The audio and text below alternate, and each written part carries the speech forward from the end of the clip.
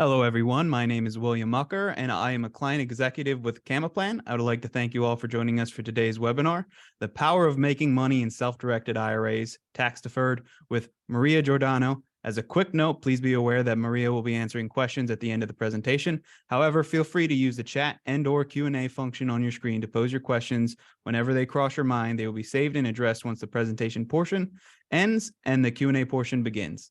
Before we get started, we have a brief disclosure to go through. Everything presented in today's webinar is strictly for educational purposes.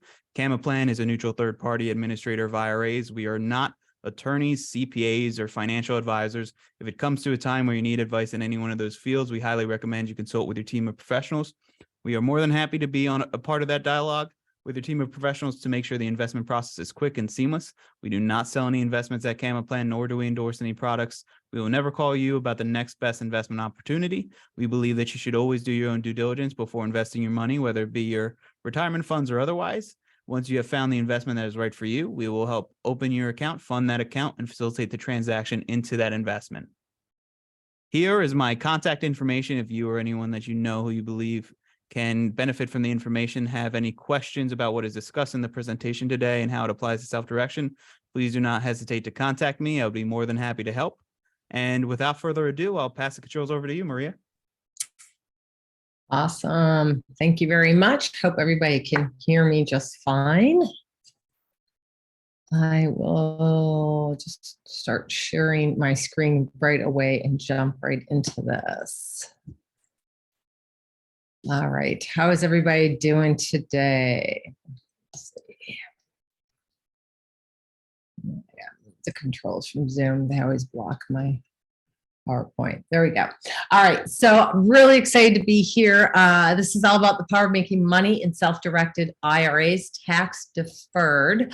Very excited to be talking or teaching guys through Camaplan. Camaplan was the very first, or is the self-directed IRA company my husband and I used on our very first flip. So we have been investing using the power of self-directed IRAs and other people's IRAs for well over, gosh, 14, 15 years now. So quite a while. So without further ado, let me just jump right into today's agenda. So today is going to be about the basics of self-directed IRAs, the advantages of using your self-directed IRA, the rules and regulations of self-directed IRA investing. I'm just going to go over a little bit of that because I think that you have to be able to understand some of the basic rules on that, as well as how to invest in real estate through your self-directed IRAs, strategies, as well as risk mitigation, partnering with other people's self-directed IRAs or self-directed IRA stores. Maybe you're somebody who's just getting started, how you can partner your IRA with someone else's to grow it.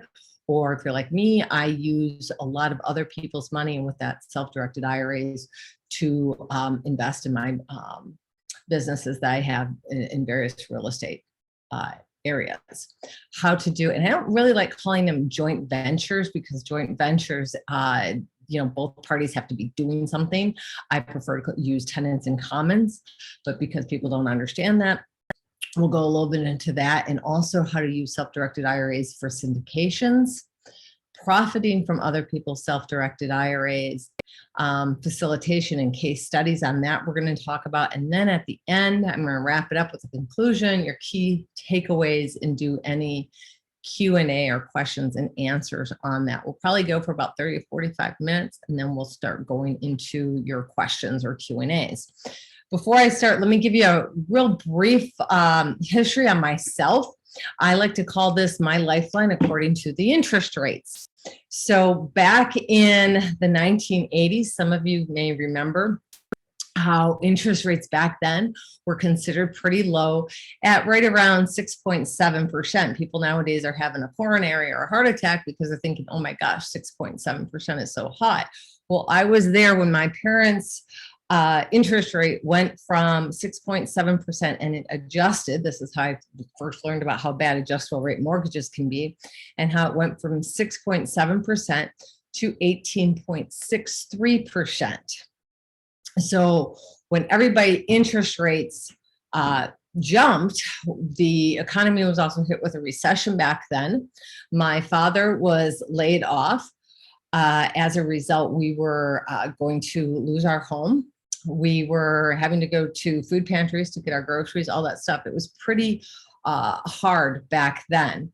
Well, my father was also, my mom and my father were both very smart investors, and they had rental properties. And I didn't realize it at the time because I thought moving from our primary residence into one of my parents' townhouses that they built from the ground up was horrible. I went from living in a big city to out to the suburbs. However, I realized later in life that the tenants on one side of our rental property, the townhouse, basically paid for the mortgage so my parents could get by during times of recession or when things got rough. Fast forward, I graduated high school. My father wanted me to go into the trades with him. He was a master electrician. This is the lighthouse in Port Washington, Wisconsin, where I graduated high school. Very, very cold there. So I decided I did not want to go into the trades. Instead, I thought I had a better idea and thought I would go work in a factory. I know what you don't know when you're 18 years old. As a result, I worked for a factory that basically built small appliances. And I thought it was great because in the summertime, we were ramping out for the Christmas sales, getting all the small appliances into the stores, the Walmarts, all that kind of stuff out there. The problem is once the holidays hit, the factories slow down. So that was my first lesson in economics and supply and demand when I got my pink slip about a week and a half, 2 weeks before Christmas. So at that point, I decided, well, maybe I want to go to college and become a registered nurse, have the American dream, get the house, had a couple of kids, had a couple of more kids. But again, like most people, it didn't take me very long to realize that, working for somebody else, trading time for money wasn't that great. I was doing day, night shift rotations, having to work holiday, weekends, all that stuff. I was a cardiovascular nurse, ICU nurse, then became a trauma nurse. So instead, I thought, you know what? I'm going to go into corporate America. And I'm going to have what I thought would be a 9-to-5 job where I would get paid big money to do other people's healthcare startups, everything from home healthcare to assisted living facilities, all that kind of stuff. But once again, quickly discovered I was trading time for money. And it didn't take me long to realize that even in the corporate world, there can be a devil, and he's wearing a suit. And one day I was in the boardroom of a company I took from nothing to multi-millions of dollars in its first year and had a disagreement with the board. Well, I quickly learned that as they called me into their office, they said, Maria, have you ever heard the term that money talks and you know what walks? And I said, I don't agree with the ethics and morals of what this company and the direction it's going in. Well, they pretty much told me either I can get on board or I could leave. So got my other pink slip. So that's when I decided that I wanted to become a real estate investor. And I wanted to have control over my time, my money, be there for my children, not miss out on any of the important things in life. And also, I got a little tired of some of you of looking at what my retirement's going to be and not seeing much there. The other thing is it didn't take me long to realize that my W-2 job was somebody else's passive income, was somebody else's retirement plan. So that's when I decided I wanted to get into real estate. But back in the 2008, 9, 10 and stuff, the market was crashing and people wouldn't lend to you. Banks wouldn't lend to you. So that was when I had to learn other strategies that they really weren't talking about back then. And that was using self-directed IRAs. And I first learned of Plan from a mentor of mine named Tony Youngs and his brother Pete Youngs. And that's what really got me into flipping properties and using self-directed IRA money. Now, you never know where real estate's going to take you. And since then, I have been in Realty Track. I've been on ABC Nightline, the Wall Street Journal, Good Morning America, Investors Business Daily have all done pieces on me, just to name a few. So today I want to cover four main things. Number one, I want to go over the advantages to self-directed IRA investing, how it's a diverse investment options that you have there, how you're no longer limited to traditional investings, which is your stocks, your bonds, your mutual funds, that you can now invest through a self-directed IRA in alternative asset classes such as precious metals, private equity, private loans, real estate, and there's so many more avenues that you can go down with your self-directed IRA. The important thing to remember is in your self-directed IRA, you are in control. There's greater control and flexibility with your self-directed IRA. You have the freedom to make investment decisions based on your knowledge, your expertise, and your preferences. And that is honestly what really appealed to me when I first got investing or found out about the self-directed IRAs, was because I knew about real estate and I knew how much I could maximize my investing if I had control over our money to invest it in different asset classes, such as real estate, unlike your traditional IRAs where you have somebody else moving it around. And sometimes they're just moving it around, like in mutual funds, because they can charge you a fee every time they change your investment. The other nice thing is that you have autonomy, to invest in your funds in things that you believe in and in what you understand. You increase the control. The increased control also allows for more personalized investments. I mean, how often do you get a personalized investment in a traditional IRA? Number three is the potential for higher returns when you're using your self-directed IRA. Real estate has the potential for cash flow through rental income, appreciation, and other value-added strategies. You can also do syndications. You can do and you have to be careful, but you can lend it out to do other fix and flippers that'll give you a higher rate of return. You can tap into alternative assets classes that can potentially outperform traditional IRA investments, such as storage facilities. Multifamily is really hot. Car washes are very hot. Those are just some examples of other asset classes. You can also use your self-directed IRA to help with startups, stuff like that. So the tax advantages and deferrals in self-directed IRAs. So self-directed IRA have the same tax advantages as your traditional IRA. The key advantage is the ability to invest in these alternative assets that offer additional tax benefits, such as in real estate, you can offer potential benefits on your deferral of rental income, your capital gains taxes. Your tax deferral can result in significant savings and the ability to reinvest those profits, compounding your wealth over time. So you don't have to be doing like your 1031 exchanges where when you want to sell a property, you have to already have another one ready to roll it over. So this, in my opinion, self-directed IRAs make it much simpler to keep rolling over and increasing your wealth or your generational wealth. So I want to go into my first property with Camaplan. This is the very first property that I had done with Camaplan. Now, I will say it wasn't my very first property ever. My husband and I, we had gotten into Airbnbs before it was a thing over 15 years ago. But this is the first property that I used a self-directed IRA to fund. And this is my Los Altos property. As you can see, the picture on the left is before we redid it. And the picture on the right is when the pool and the house was all done, drop dead gorgeous. So how did I find the property?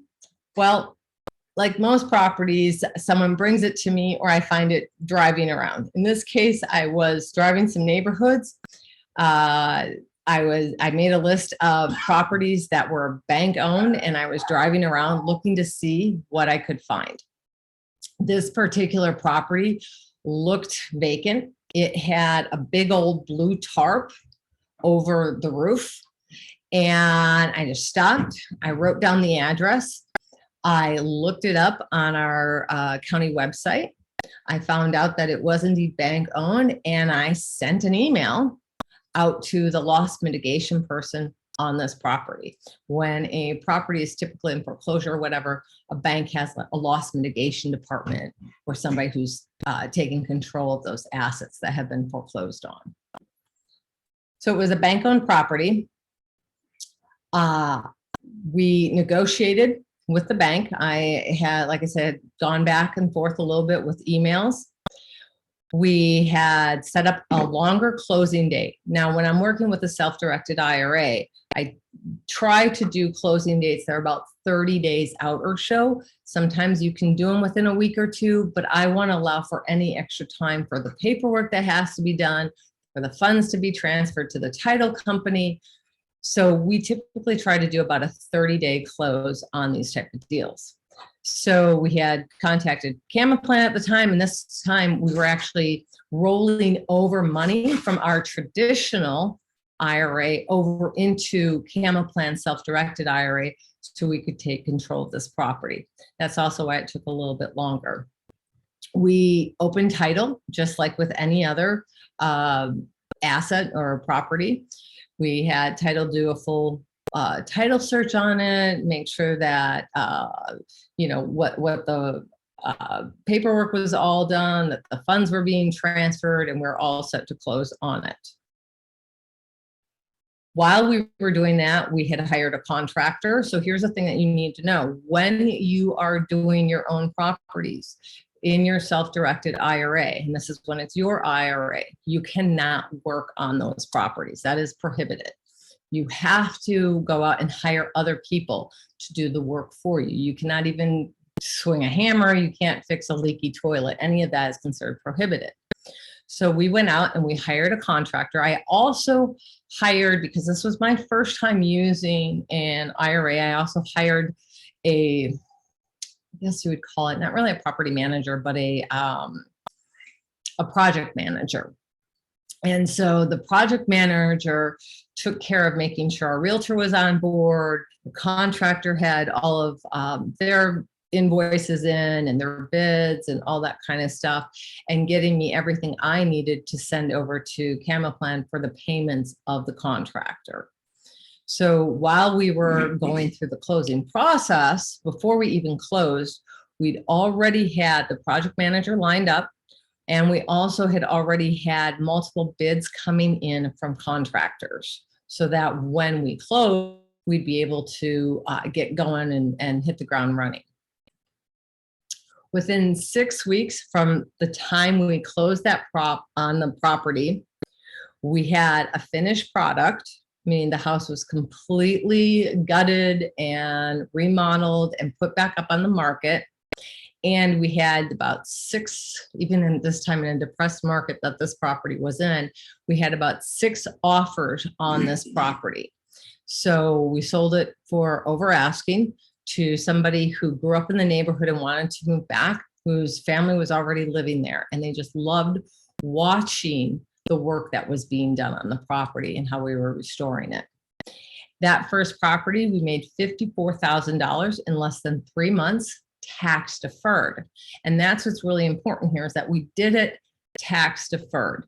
If we used a traditional money, we would have either had to do a 1031 exchange, or we would have lost probably about 45% in taxes of that $54,000 in profit. So this way, all that money gets put right back into the retirement fund, which is where you want it, ready to deploy again. Now, the thing you need to be careful of is if you are doing a bunch of fixing and flipping, you can be hit with what's called UBIT, which is unintended business income tax. I wasn't aware of that at that time. But shortly after this, my husband and I switched from using just our IRAs to using other people's IRAs to give them a return on their money, pay them a lower interest rate than private money, and further grow both our IRAs, as well as get me out of what I was doing, which was being a nurse or running other people's businesses, to where it could replace my income one house at a time. Now, this is not a get rich quick scheme. I want to tell you, this is a marathon, not a sprint. The next thing that you can do is what I call transactional funding. Again, we found a property. I apologize, I didn't have a picture of this property, but we had found a property. This one was somebody who was in probate, and I had talked to the person or the personal representative of the probate. They wanted to close quickly. The problem was this is in the summer, and frequently in the summer, I travel, I take care of families, all that kind of stuff. The other issue is the title company we had opened up title with was not allowing double closes. So we needed transactional funding to close on this deal. I was wholesaling this property to somebody else because I really didn't want to take on another property when I was leaving town. So I needed a private money investor. Found one who had money sitting in their self-directed IRA, and they were willing to fund for 2 weeks at 1% from their self-directed IRA. We again closed with a title company, and we then wholesaled the property a couple of days later to our end buyer. We made about $9,000 on this wholesale fee, just shuffling paperwork, but our private money investor self-directed IRA made $1,800 tax deferred in just 2 days. So, well, some of you are saying, well, $1,800 isn't much. Well, how much are you making right now with your money sitting there? Imagine what you can do if it's secured with real estate. You can deploy it and make $1,800 in a couple of days. Now, your private PM, by the way, stands for private money. So I have another example of a private money self-directed IRA to fund a spec house or a new build. This is our 37th place property. Again, we found this one. It was a probate one. The woman had passed away, and in the course of the probate, a storm had come through, lifted up a corner of the house, and flooded everything. It had mold growing in it. It was basically just a complete scrape. Now, initially, the family thought they would be the ones to collect the insurance money and remodel the house. Unfortunately, then a second storm came through and further did more damage. The house was obviously said it was uninhabitable. The insurance company went in there and did what I like to call as prehabbing, but basically got rid of all the mold, did all the mold remediation on the property. So they gutted and everything down to the studs. The family, unfortunately, then discovered that they were underinsured on this property. It's important to note that over 70% of properties in the United States are underinsured.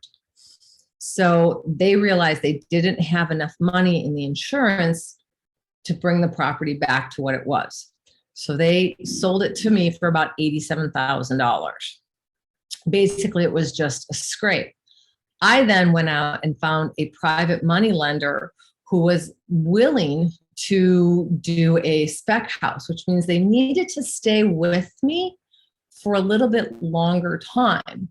Now, there was a lot more risk in this investment. So when we did this investment, and this was them investing in my company, it was my company that was getting the loan from it.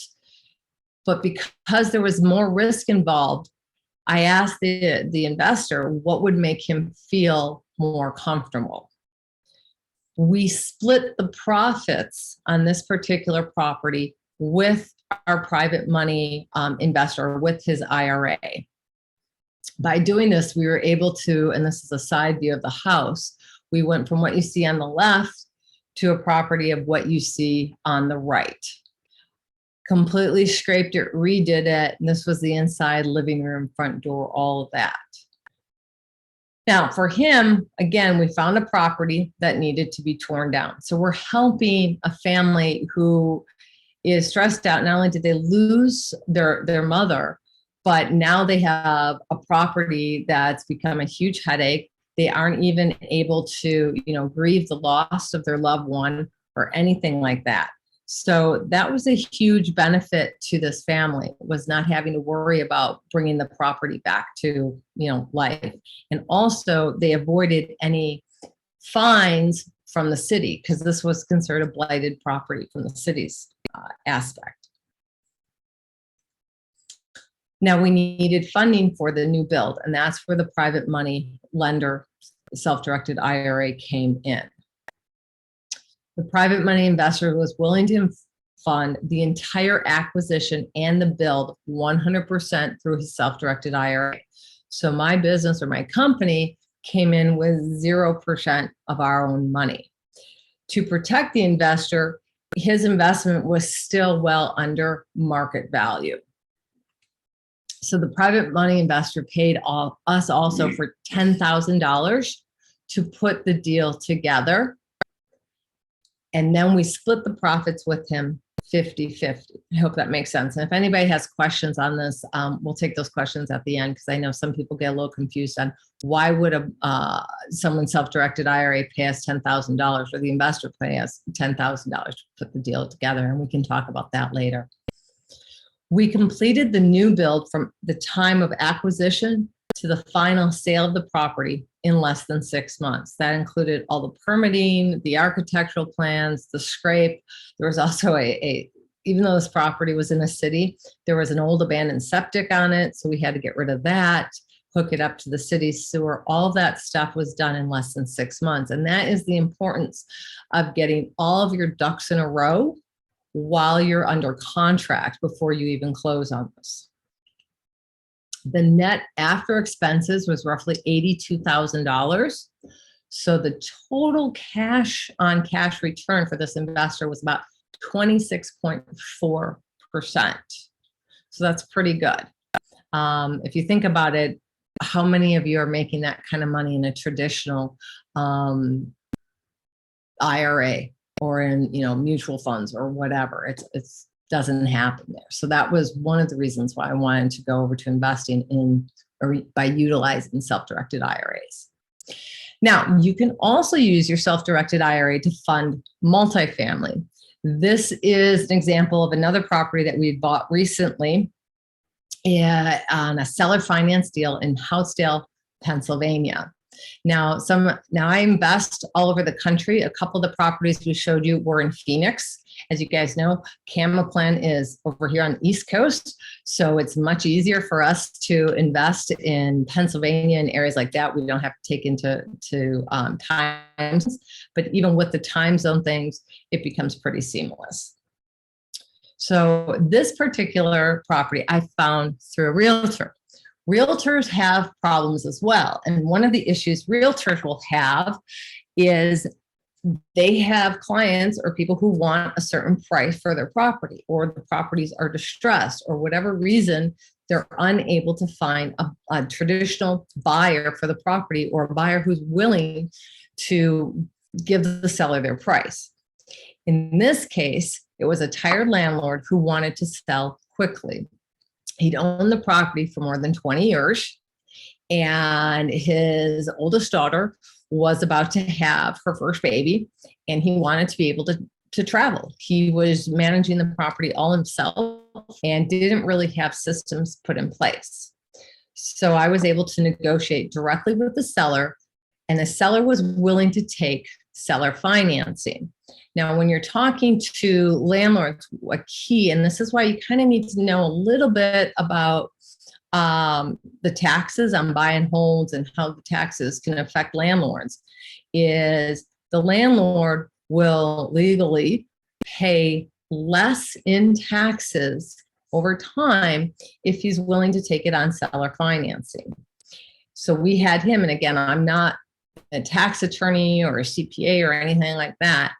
I have all my sellers go and talk to their CPA or EA, because there are some very good EAs out there, or their real estate tax attorney, to find out the ins and outs. And I never pretend to know someone else's financial situation.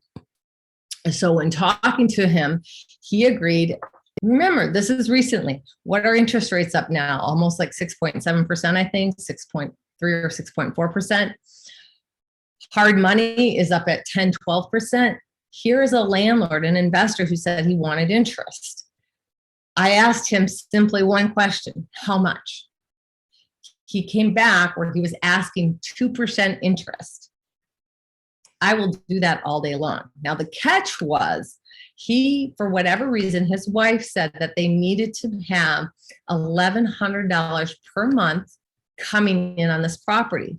So at 2% interest, I'm basically paying more towards principal so I could come up with that $1,100 per month. Now, this is also important that you have to understand that these loans have to be what's called a non-recourse loan when you're doing them in your self-directed IRA. Now, on this property, we needed $40,000 down for the seller. He wanted $40,000 down, which is perfect for our IRA to do that, because I don't have to go out and find a bank that's willing to do a non-recourse loan.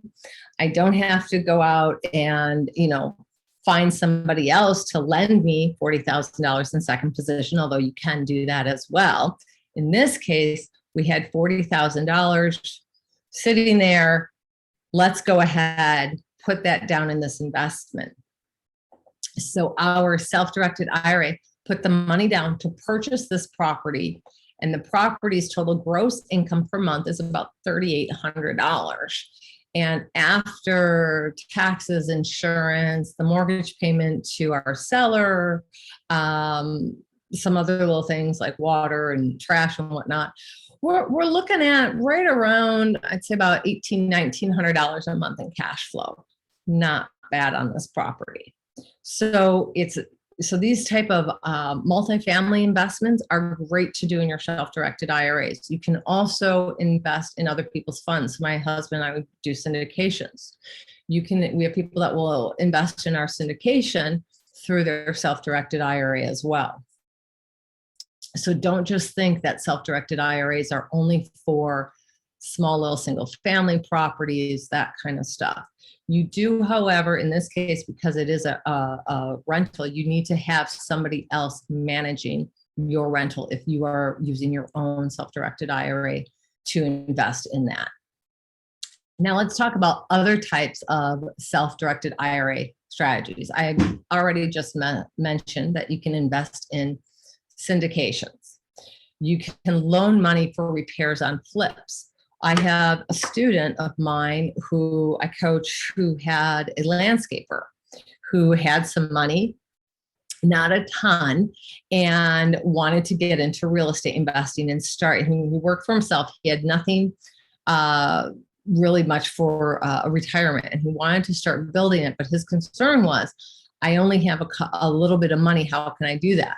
So I told my student, why don't you have this landscaper self-directed IRA put up the money for the repair costs on your flips, and you give him a return. So he offered him a return or an interest rate of 5%. The landscaper was more than happy to do that. And since then, they've done multiple deals. You can loan money to landlords for repairs. I get a lot of that from landlords who want to, or from students for landlords who don't have the money for the repairs in the property, and they have a friend or somebody else who has a little bit of money or might have a college account for their kids and they want to grow that. So that's a great way to do that. You can loan for down payments to other investors. As I mentioned, if I didn't have the $40,000 for that Houtzdale property, what could I have done? I could have gone out and sought out a private money lender who has a self-directed IRA, used him to invest. Other ways I could do it instead of just giving him interest is I could have given him a piece of the pie, a piece of the profits every month he could have gotten as well. The nice thing about this is you are really in the driver's seat. So however you want to invest or set it up, as long as it's not a prohibited transaction or doing anything that is not allowed, and you can certainly reach out to CamaPlan for any of that questions on that, but you can set up your investment strategies.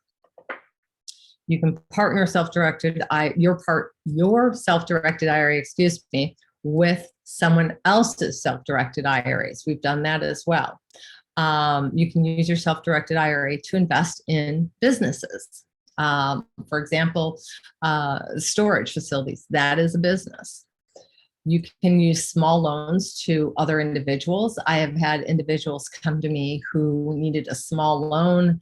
Maybe it was for a health issue, you name it, whatever someone needs a small loan for. And I have people put up their car as collateral, an RV, all sorts of different things. But that's a great way of taking $4,000, $5,000 or whatever from your self-directed IRA, lending it out, getting a higher rate of return, and having it secured by something else from that person. You can also have it secured by their residence too. You can put a second or whatever on their house for that. So self-directed IRA opens up more opportunities for wealth building through these alternative investments. It's a diverse investment opportunity beyond your traditional stocks, bonds, mutual funds, all that kind of stuff. You have greater control and flexibility when you're investing, your own money and what you want to invest it in. If they're new, there's opportunity to fund other people's flips and get 50% of the net profits. That's what I did on that spec build. I've had other students who are just getting into real estate investing, and because there's more risk, because they're a newbie or whatever, I've told them, why don't you split the profits? 100% of nothing is nothing. Whereas wouldn't you rather give away 50% of something so you can get 50% back? So don't be so sure of what you won't do that you're not willing to do something better. So saying that you won't give away half of your deal to get 50% is kind of silly. There's opportunity to get money for less than hard money. As I said, your typical hard money investors are 10, 12%. When I first got investing with my husband, it was 18% plus 2 points. That was excruciating. But once I started using other people's money or other people's self-directed IRAs, we dropped that rate down from 18% to 8 to 10%. So that was huge for us. There's the ability to use small amounts to fund other people's acquisitions and grow your money faster. And the self-directed IRA can put money down on seller finance deals. So don't think you can't use small amount. If you only have 15, 20,000, whatever in your self-directed IRA, don't think you can't use that to put it down on a seller finance deal. It doesn't take much with these seller finance deals. And I do seller finance deals all day long. That's how I my bread and butter. Now, you have to do your due diligence on your investments. You have to make sure you have the proper paperwork for setting this up. This is when companies like Camaplan can come in and make sure that you have all your I's dotted, T's crossed for your investment that you're lending out. If you have a question as to whether or not it's prohibited, maybe you're wanting to invest in a vacation rental. Well, you have to make sure that you're not going to use that vacation rental. So when you have questions like that, you can reach out to Camaplan and they can let you know if it's a prohibited transaction. Likewise, if you're going to invest in someone else's deal, you need to make sure that their property, you have to do the due diligence on, does that property exist? There is a lot of fraud going on right now in private money lending. There's properties that may not actually exist. So you want some boots on the ground to go and look and make sure that property exists. You want to make sure you get a full scope of work from them. Find out what that person's going to do. If they're going to be a landlord, what are those rents? Are they going to be able to cash flow? Do they have money set aside for, unintended repairs? It's wintertime. Last winter, we had that huge cold snap that came right before Christmas out here on the East Coast. I know a number of landlords who pipes burst. Do they have the proper insurance for something like that happen? Do they have money set aside for the repair costs? What are their numbers coming out? So you have to make sure you're doing your due diligence on this and make sure that the investment is a good investment for you, one that you're comfortable with, as well as for your self-directed IRA. with that, we can go into any questions and answers or Q&A anyone may have. I kind of went through this quickly. So let me see, does anyone have any questions? Thank you, Maria. A lot of great information there. I really appreciate how you went at it from a bunch of different angles. I talk to people every day on questions they have about getting started, and a lot of what you talked about would really help with these conversations for a lot of people. So thank you for that. Like Maria said, please use the chat or Q&A function to pose your questions to Maria while we have her time. I'll pose a question to get us started.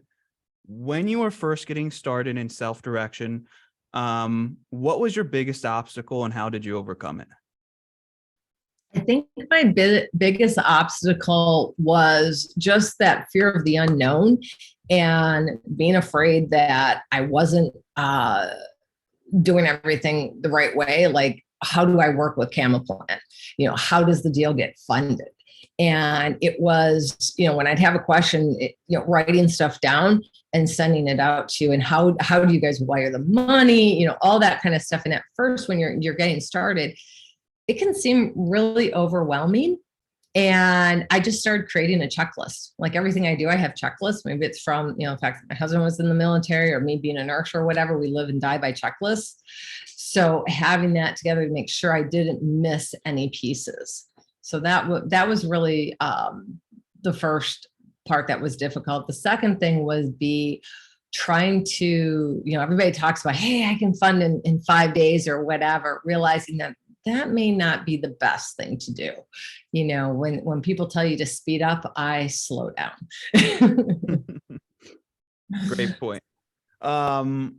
Yeah, I do hear that a lot. The questions, the prohibited transactions, it's hard to grasp at first, but there are a lot of resources and we're always available to help.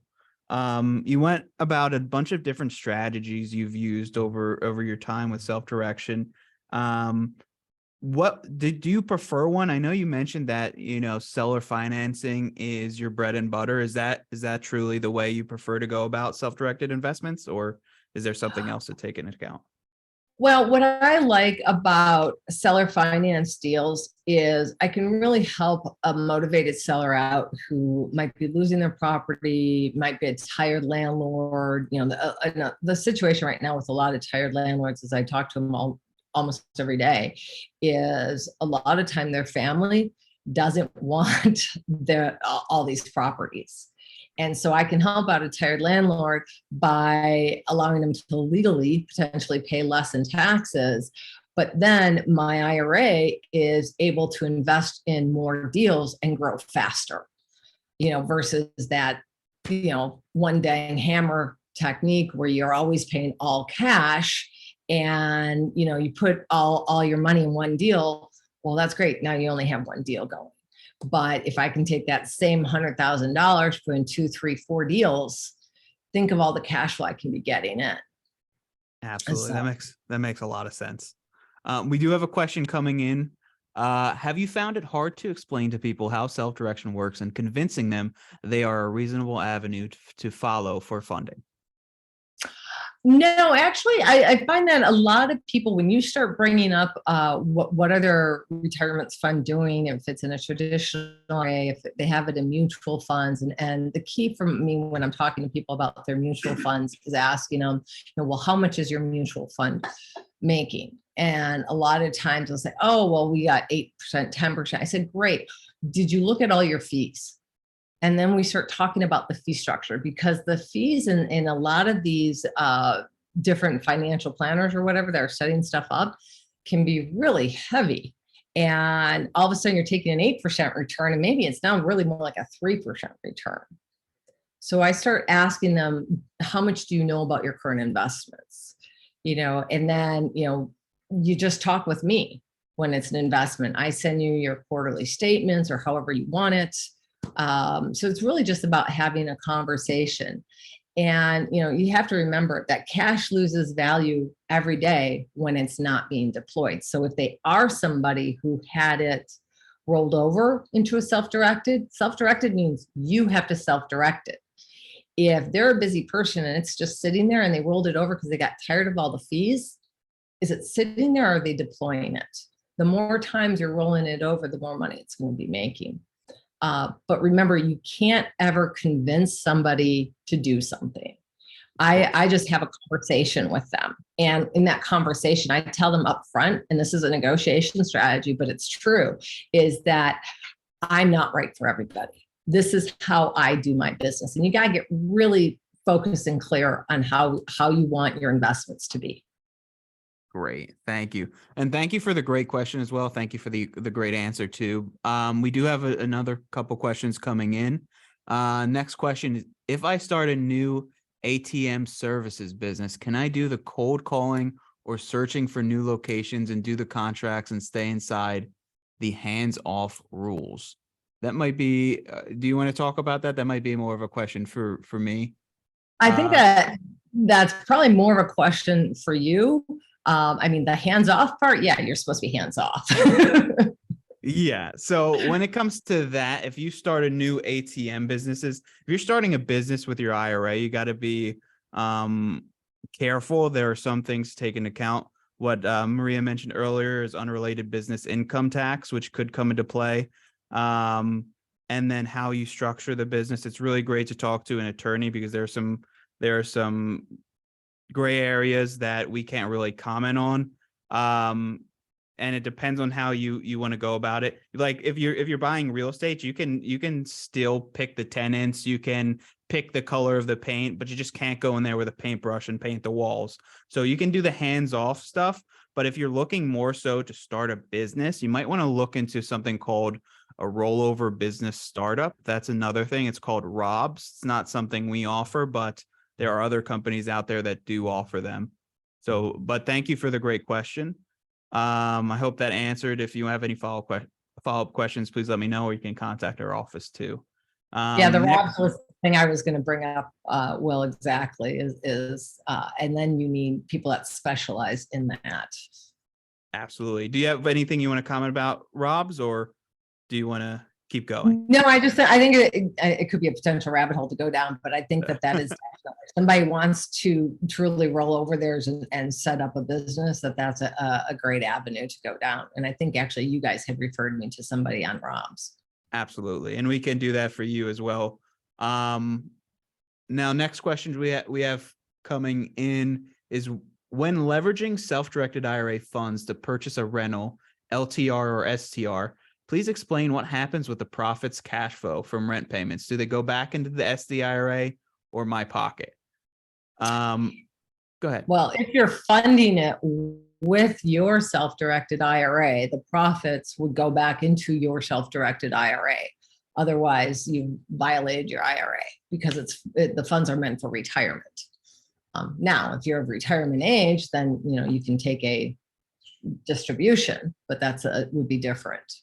If Absolutely. it's something where you're using someone else's self-directed IRA to fund your deal, then either you're paying their self-directed IRA a percentage of interest, a set amount of interest every month or annually, however you have that set up, or if they're getting profits, a profit share, then that money would go back into theirs. But if it's your business that the loan is with, then you can, collect the income. But it would, again, be your business collecting the income.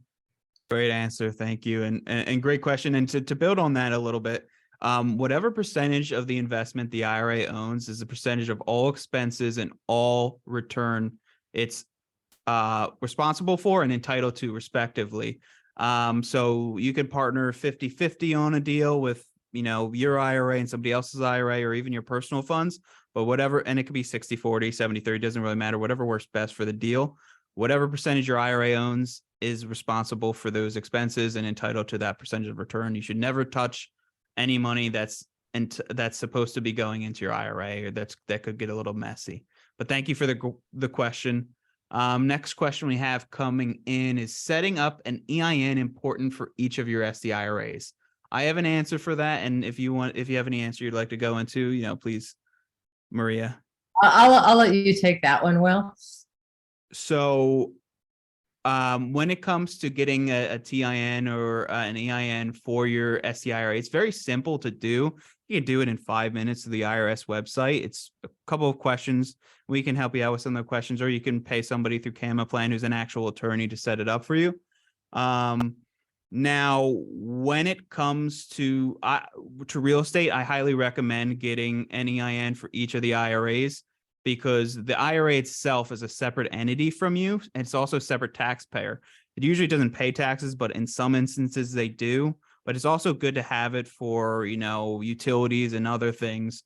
So each IRA you have, like I said, is a separate entity. So, traditional IRA, number one is a separate entity from you. Traditional IRA 2 is a separate entity from you. So just for the purposes, at the very least, to separate the entities, as taxpayers, it's very good to get a TIN, in my personal opinion.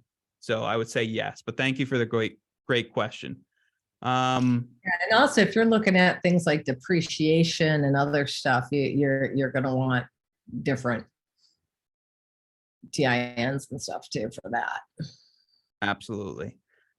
So any other questions before we let Maria go? We have about 6 minutes until, our 1 o'clock, deadline. So any questions before we let Maria go? Maria, actually, before we sign off, is there any closing remarks you want to make? Anything you're working on right now that's, exciting that you want to talk about?